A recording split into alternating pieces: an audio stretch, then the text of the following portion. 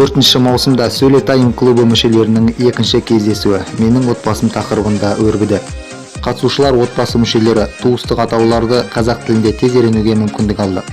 Кездесу барысында ойындар ойнатылып, еркін сұхбат алаңы құрылды.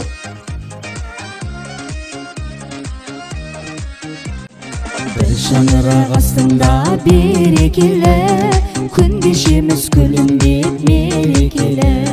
Баласындай бір үйдің бақытымыз, жарық болсын әрқашан ел ертеңі. Қазақ тілім ай, ғажап күнің ай, жаса мәңгілік азаттығым ай. Ашық аспаның тілім асқағым, Сөйлетайымда үйрен достарым. Жарқырасың аспанда ай күнімде, бейбіт күнді бүгінгі байлығымде.